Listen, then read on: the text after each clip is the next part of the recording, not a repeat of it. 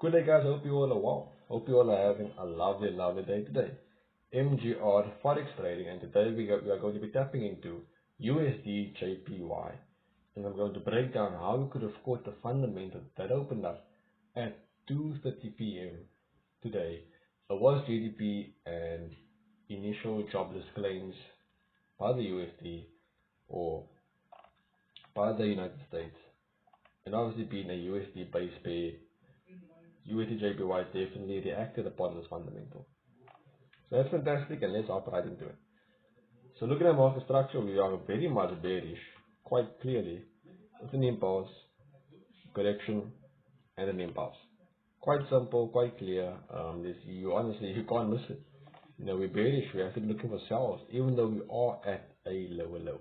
Hopefully, though, lower time frame can open up this potential move, and I'm going to show you exactly how lower time frame actually did do that.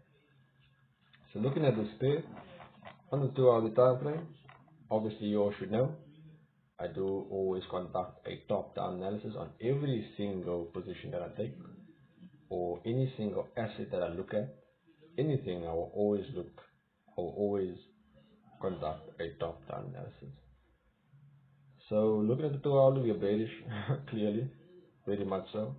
It's honestly nothing telling me to buy at the moment. Definitely nothing telling me to buy at the moment. Up and down to the 1-hour. Keep in mind the fundamental did open up only at 2:30 p.m. and it is currently 6 a.m. It's currently 6 a.m. So let's fast forward a couple of candles.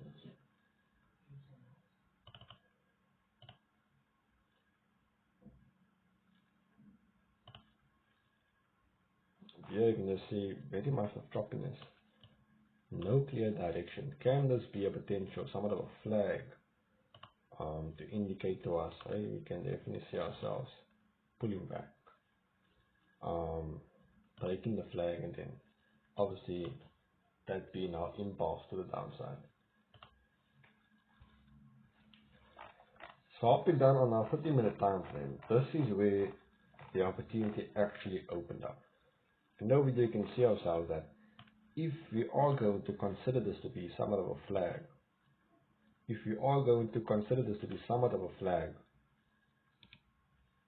copy and clone it to make sure it actually lines up. Then yes, 100%, let's just assume this was the fake out of the trend line. We are now going to be running ourselves back up into the fake out of the trend line on the highs, retest this area of resistance being a barrier, and if we respect this region, the fund is going to come down. That fundamental from a technical perspective is going to have a drop. Okay, lovely. Your position will basically be over here. You can have a risk of, let's say, 30 pips, and your gain can be 60 pips. Why? A theta fundamental. You do want to be, and there's obviously going to be very fast movement, so you do want to have a stop loss at least. You want to give it some breathing room, basically. You don't want to be having a very tight stop loss, especially when you are trading a fundamental. I don't normally recommend trading a fundamental, to be honest with you, but it was quite clear and quite simple, and there was like, it was crystal clear. You couldn't miss it at all. Up and now down to our 5-minute chart. Whether you were looking at the 5-minute, the 15-minute, it's the same thing at the end of the day. Area of resistance, tap into our trend line. That was your entry.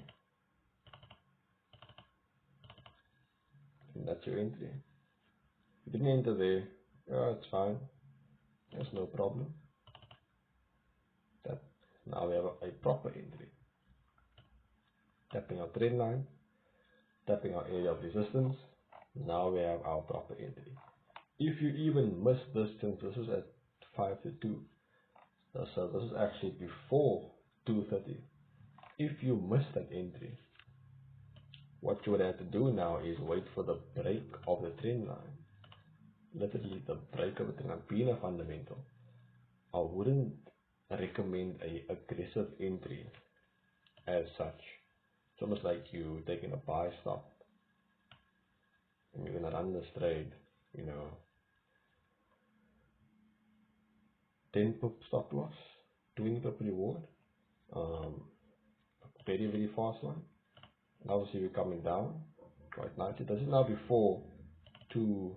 This is before 230, and that was the fundamental. You know, that was, you know, very very quickly, very very quickly.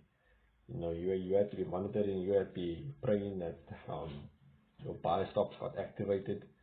You know, slippage can occur where it just slams right through your area and doesn't even retest. It just enters your. For example, if your buy stop was over here, what can potentially occur is, being such a fast moving fundamental and with obviously a higher spread with the brokerages, your entry will, instead of being at price 135368, it will activate only at, you can say, 135207. That's a very very big difference, um, especially when it comes down to um, if you are a scalper. I mean, that's like a 15 pip difference. That's 3 it will activate 5 pips before you target. So that can definitely occur, and that's why it's always best for manual execution. However, doing fundamentals, pending orders can work definitely as well. They can work as well, 100%. But that was the move that actually occurred. New York session being at 3 p.m. my time.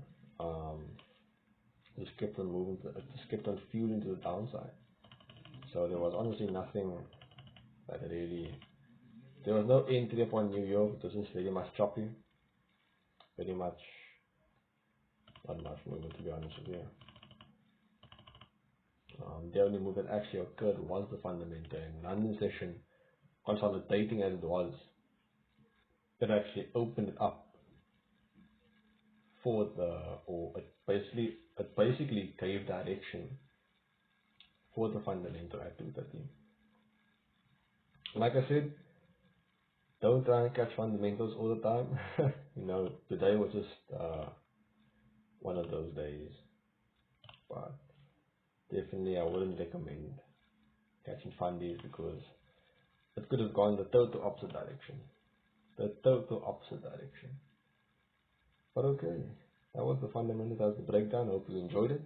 If you did, smash the like button, subscribe, and if you have any questions, comment down below. I'll do my utmost to reply to them, to respond to them, and I'll catch you in the next one. Cheers.